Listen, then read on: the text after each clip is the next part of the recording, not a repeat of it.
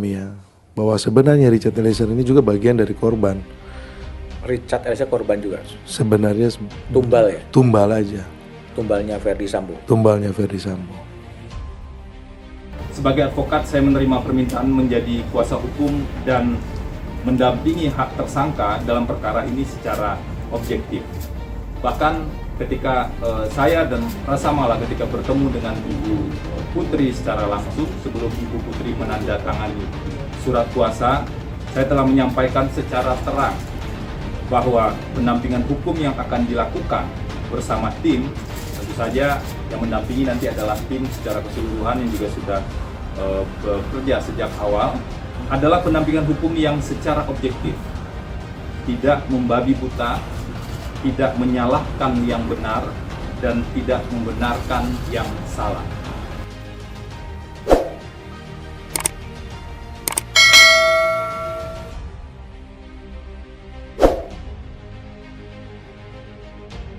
Sungguh kejam, Febri Diansyah berani melakukan hal keji demi bebaskan Verdi Sambo dan Putri Chandrawati.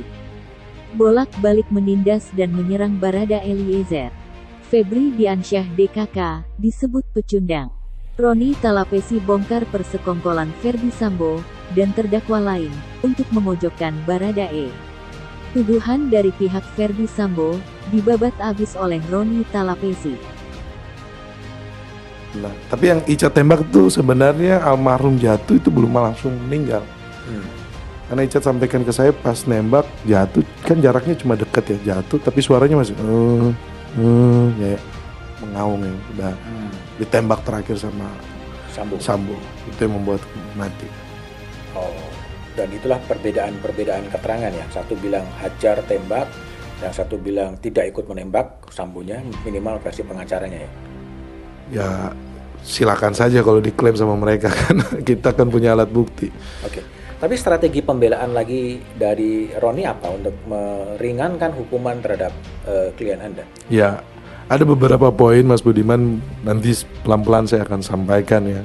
Nanti kalau ada pemeriksaan lagi mengenai saksi apa saya sampaikan. Pastinya kita punya strategi khusus ya dari tim. Kemarin itu salah satu strategi kita langsung minta periksa di depan, kita nggak eksepsi. Itu satu kejutan juga dari kita. Nanti ke depan pasti sih ada lagi.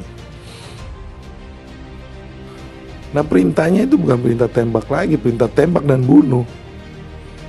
Tembak dan bunuh? Iya, tembak bunuh ya. Nanti detailnya kita sampaikan di persidangan. Tembak bunuh, nanti kita buktikan di persidangan.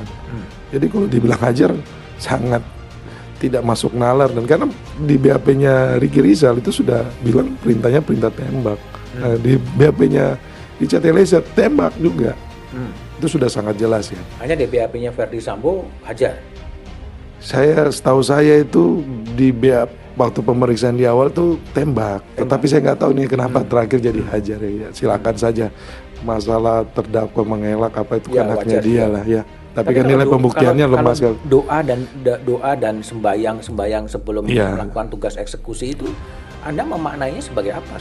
Jadi ketika menerima perintah Mas Budiman, ada rasa takut.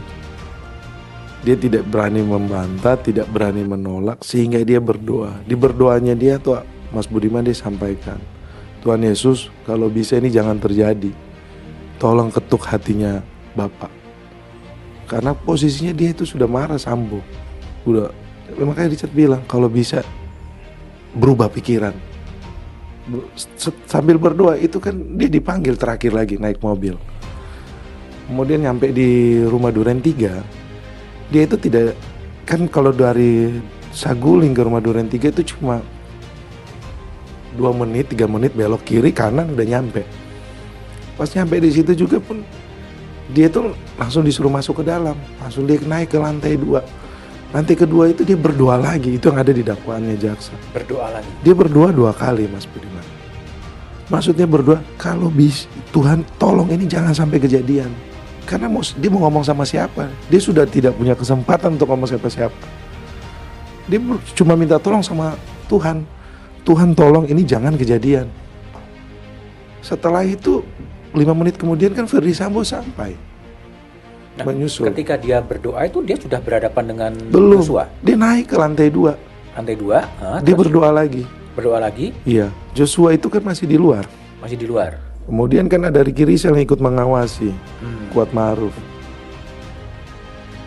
Oke. Kalau dia ada kesempatan untuk dia berhadapan langsung sama Joshua. almarhum Joshua, dia akan ngomong, lari bang.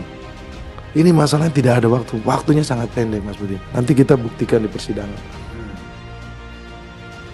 Mungkin nggak sih kemudian Verdi Sambo kemudian mengambil alih tanggung jawab baik moral maupun pidana bahwa ini semua terjadi adalah karena perintah saya gitu.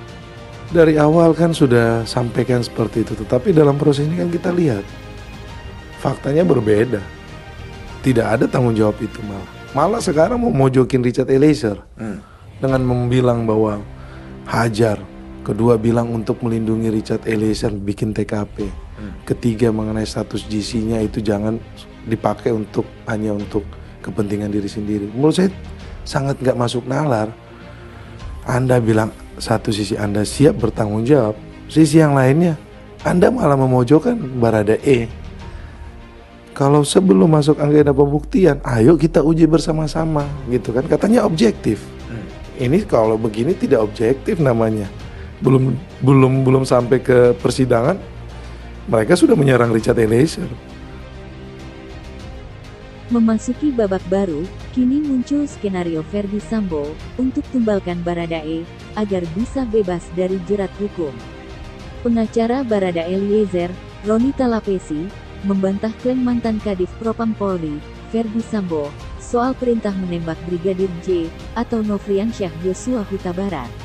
Sebelumnya, pihak Verdi Sambo menyebut bahwa kliennya hanya memerintahkan Baradae untuk menghajar Brigadir J, bukan menembak. Menurut dia, perintah yang diungkap Verdi Sambo lewat kuasa hukumnya itu sebenarnya bukan soal baru. Bahkan, dalam rekonstruksi pun, terdapat perbedaan antara Verdi Sambo dan Barada Eliezer. Roni mengatakan, perbedaan keterangan Verdi Sambo itu wajar, sebab itu adalah pembelaan agar pelaku lepas dari hukuman yang didakwakan kepadanya. Pengakuan Verdi Sambo yang baru itu disampaikan lewat kuasa hukumnya, yakni Febri Diansyah. Hal ini membuat Febri Diansyah dihujat habis-habisan oleh masyarakat.